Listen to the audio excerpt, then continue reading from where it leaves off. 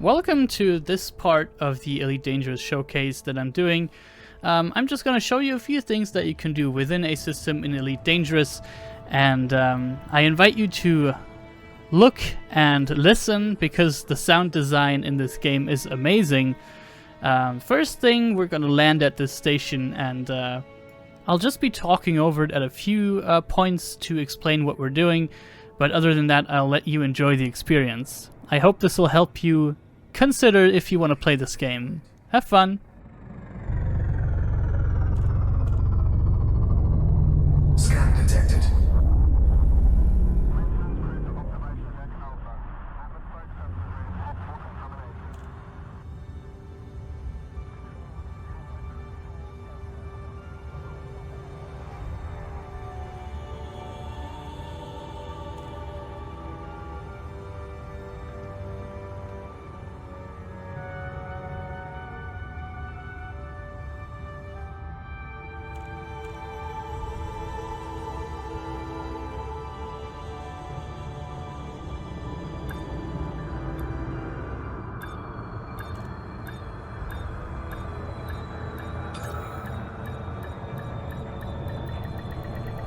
Docking successful. Engines disengaged.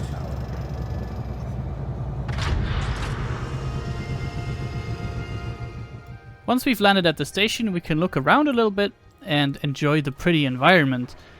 And then we can lower our ship into the hangar, which is where the ship is stored while you're at the station.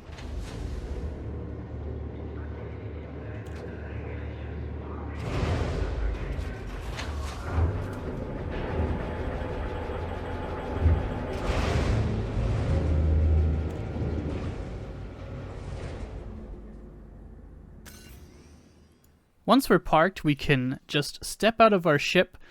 This is the new thing in Elite Dangerous Odyssey. And once we're outside, we can walk around and enjoy the pretty pink python that I brought with us today. I know it's a matter of taste. I like it. You might not. But it gives you kind of an idea of the scale of the ships in Elite Dangerous. To walk into the station, we have to take one of these lifts, or elevators, if you will.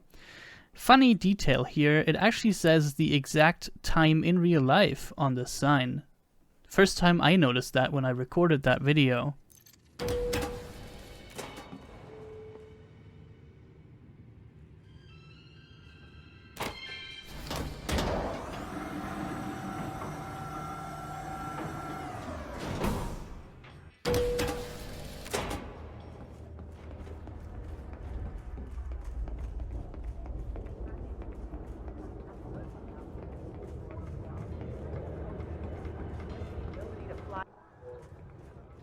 The first thing that I recommend doing when you arrive on the concourse I've got some credits if you can help me out here.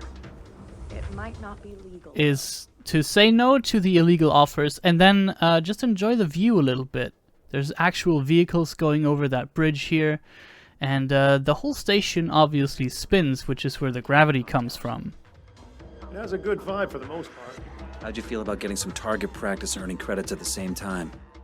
Other than a lot of sketchy characters offering you strange missions, you will meet a gentleman who sells ships. This one's the Sidewinder, which is the first ship that you start with. There's an Eagle, and there's a Hauler. And there's a bunch of ships that you can buy, not all of them from this particular station. Some stations have more ships, some have less. And with time, you'll understand what influences that and where you have to go to get which stuff. When you're ready, The galaxy can be a dangerous place. Choose the Fer de Lance, Falcon de Lacey, bridging the stars for hap. You after a weapon or an upgrade? Maybe even something else? Something catches your eye? Let me know. This lady lets us buy weapons and equipment that we can use on foot. Also suits that we can use. Different suits give you different benefits. There's some FPS combat in this game, but it's not a very important part of it. Anyway, let's go back down to the hangar and back into our ship.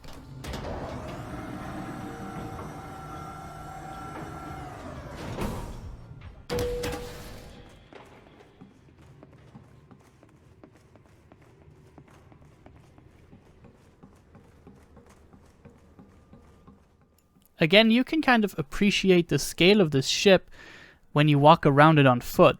The ships in Elite Dangerous are pretty big, which is something you don't always notice from the cockpit.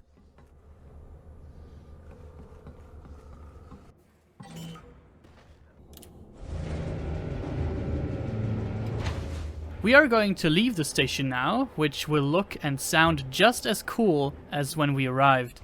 The sound design in this game is a real highlight. Enjoy!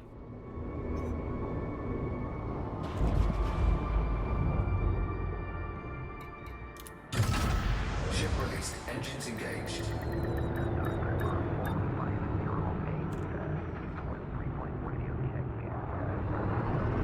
Landing gear retracted.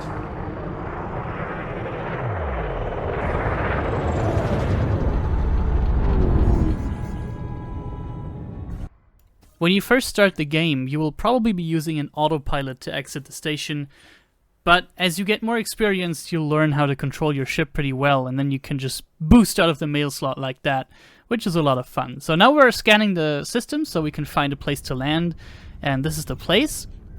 We're going to land on this little planetoid and enjoy the views and drive around a little bit in our really cool car, but I'm gonna shut up now so you can listen and look at the landing.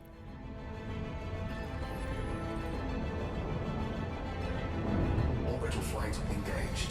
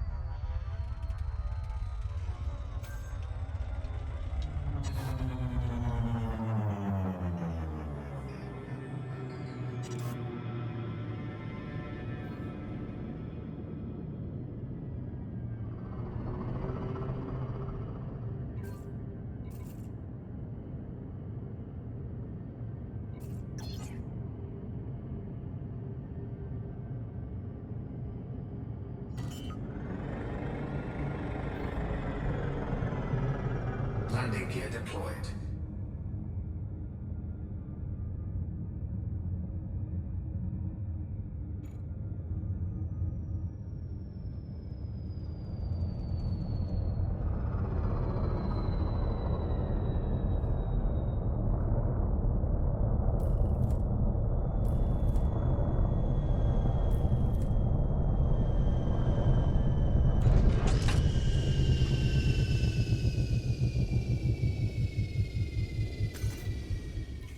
Now that we've landed, we can just get into our car. It'll be lowered from the bottom of the ship and then just dropped.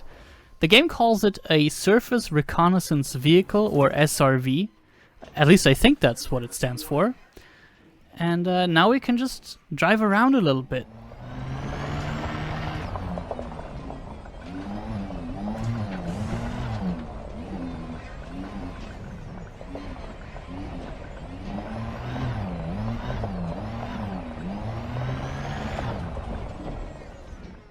Here's that crater that we were aiming for.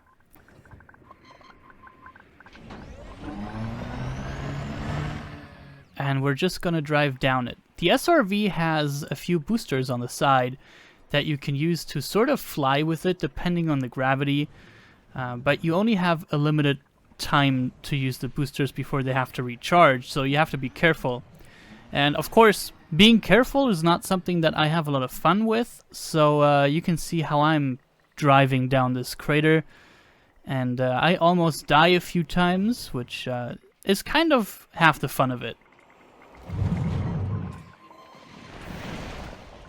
I spotted a black, weird-looking protrusion from the ground from up here. It's right in the middle of the screen. That's what I'm aiming for right now. We're gonna go check that out.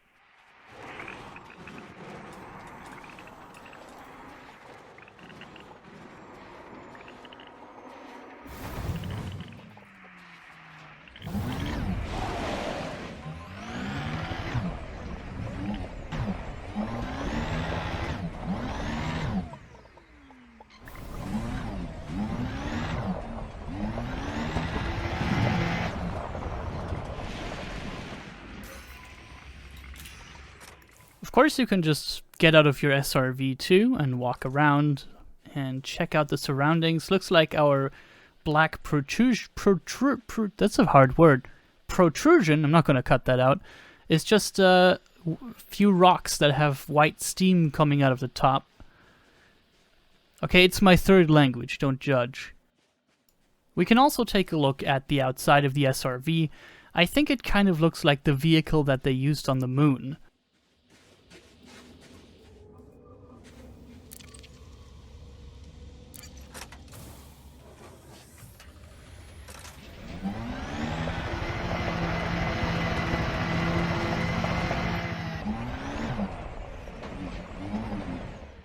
I found a second nipple. I'm just gonna call them nipples. I found a second nipple. And this one has a little note on the side that we can shoot to get some materials. In this case, it's just some iron. And if we want to pick that up, we just have to lower our cargo scoop and drive over it. In this case, my inventory is full, but I'm still gonna drive over it. And I think it destroys the thing instead of collecting it, but it looks exactly the same as if you were collecting it, so that's why I kept it in the video. Cargo scoop retracted.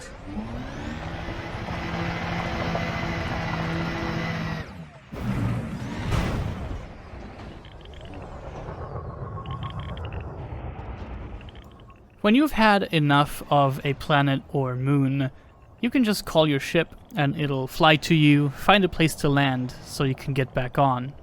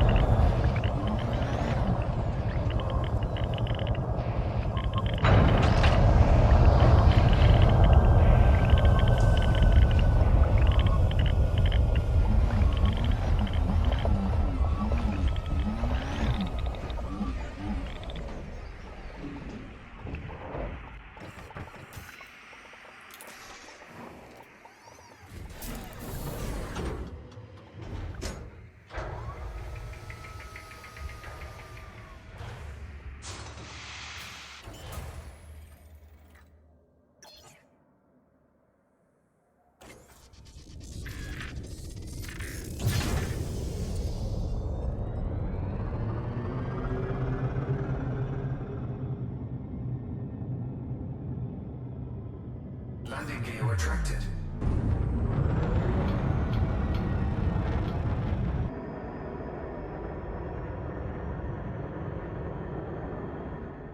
So let's get off of this godforsaken moon and go back to the station so I can show you a few more ships.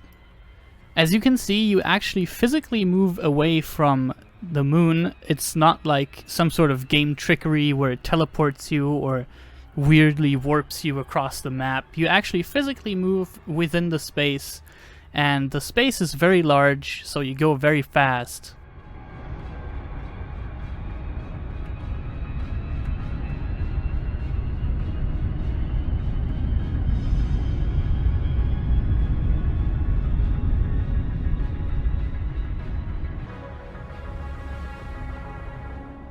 I came across these rings, which are very pretty, and gave me an opportunity to show you that these are not just two-dimensional sprites that kind of look nice from a distance.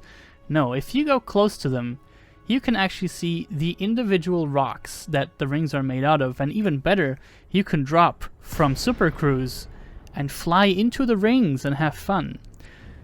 You can actually mine resources from these rocks, or if you fancy, you can just fly around and do some near misses and have fun with it. That's a possibility too.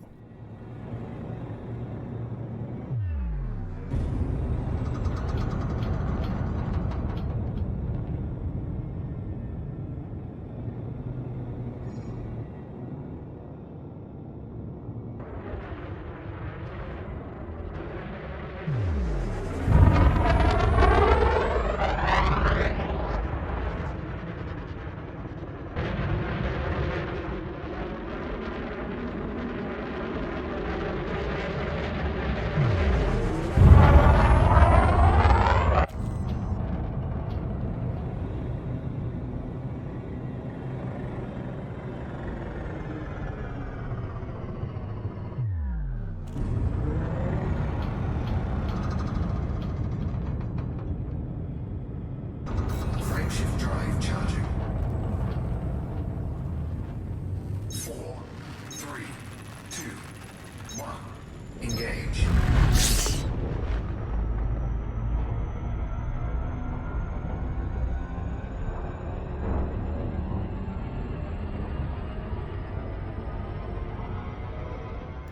And as we take one last look at this very pretty blue planet, we're gonna make our way back to Jacques Station so I can show you some more of the ships.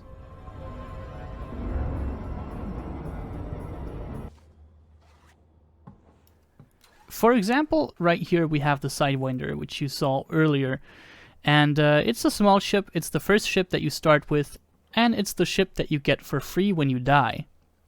It's the smallest ship in the game, but it's still pretty big. Bigger than my apartment for sure. This one's called the Viper, and it's a little bit bigger, but still a small ship, one that you can get at the relative beginning. And we're gonna have a little bit of fun with it. I'm going to strip it of all of its non-essential systems, put some very nice thrusters and engines in it, and we're just gonna take a few laps around the station with it. It's much smaller than the Python that I was piloting before, so it's a lot faster.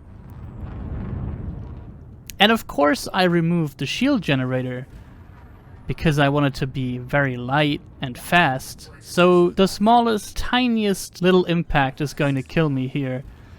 And of course that's exactly what happens at the end.